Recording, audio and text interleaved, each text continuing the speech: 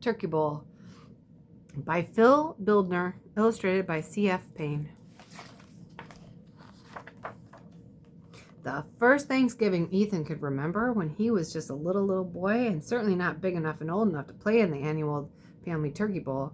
The weather was so frigid, they called the turkey bowl the ice bowl. Aunt Yvonne wore so many layers she could barely lift her arms and legs, while Cousin Corey's hair and beard grew frozen stalactites. Ethan, his best friend Alex, and all the kids from the blocks shivered and shouted from the first snap to the final score. Another Thanksgiving when Ethan was still just a little boy and certainly not big enough and old enough to play in the family turkey bowl. The weather was so rainy and wet, they called the turkey bowl the mud bowl. Aunt Amy slid 10 yards for one touchdown, while Cousin Chris splashed 20 more for another. Ethan, Alex, and all the kids from the block chuckled and cheered during every last mud-splattered play. And last Thanksgiving, when Ethan still wasn't quite big enough and old enough to play in the turkey bowl, the weather was so foggy and gray, they called the turkey bowl the fog bowl. In one play, Uncle Zach couldn't figure out which direction to run, while on another play, Cousin Ryan ran right into the goalpost. Ethan, Alex, and all the kids from the block squealed and squinted all game long, even on the plays they could only hear.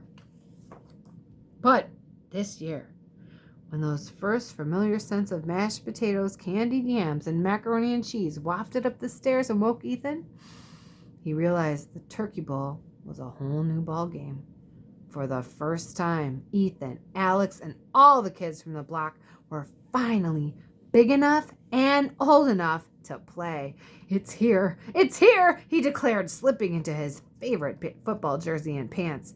See you sidelines, it's Ethan time. Bursting from his bedroom, Ethan scampered down the stairs and stormed into the kitchen. Are you ready for some football? All the wonderful holiday sights welcomed his arrival. The golden turkey and glazed ham waiting for their turns in the oven. The bubbling butternut squash soup simmering on the stove. The heaps of cornbread stuffing lined the counter. And of course, Mom, Dad, and Grandpa preparing pie after pie after pie, key lime, pumpkin, and pecan, one for each family on the block. But the most important holiday ingredient was nowhere to be seen. Hey, where is everybody? Ethan asked. I'm afraid Thanksgiving might be a little different this year, Mom said, shaking her head. Because of the snow, many of the roads are closed, added Dad, and the open ones are far too dangerous. Ethan was so disappointed, he couldn't even speak. Ethan opened the front door and stepped outside. Through snowflakes the size of golf balls, he gazed at the field at the end of the street. How can we have Thanksgiving without everyone? He pulled off his helmet. How can we play the turkey bowl? Ethan headed next door and broke the awful news to his best friend. Then Ethan and Alex trudged from house to house to house, spreading the word to all the kids from the block. The year we're finally able to play, look what happens, Alex said, slapping his sides. No turkey bowl. Ethan, Alex, and all the kids from the block sat atop the bleachers and stared gloomily at the empty, snow-covered schoolyard. Suddenly, the idea hit Ethan harder than a quarterback sack or an open field tackle. Time out, he shouted, leaping off the bleachers. We can have our own turkey bowl. Just because my relatives aren't here doesn't mean we can't play.